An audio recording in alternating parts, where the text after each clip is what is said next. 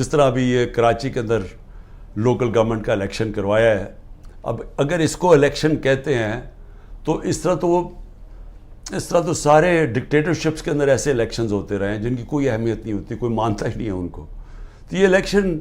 کہ تحریک انصاف اور جماعت اسلامی کے ووٹ دیکھیں کتنے،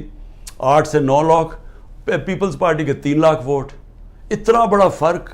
اور وہ جیت جاتی ہے پیپلز پارٹی، اور جس طرح وہ جیتی ہے پولیس کا استعمال کر کے۔ تو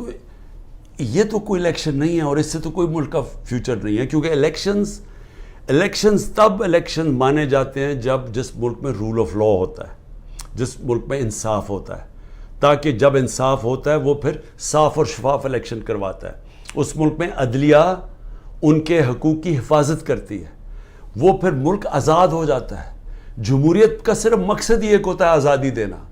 جمہوریت کے اندر اگر لوگ آزاد نہیں ہیں وہ جمہوریت نہیں ہے، اور جمہوریت کے اندر آزاد ادارے ہوتے ہیں، آزاد الیکشن کمیشن ہوتی ہے، آزاد عدلیہ ہوتی ہے، وہ لوگوں کے حقوق کی حفاظت کرتی ہے۔ جب لوگوں کی حقوق کی حفاظت کی جاتی ہے، فنڈامنٹل رائٹس کو پروٹیکٹ کرتے ہیں، قوم آزاد ہو جاتی ہے، اور آزاد قوم وہی اسی کی پرواز اوپر جاتی ہے۔ میں آپ کو مثال دیتا ہوں،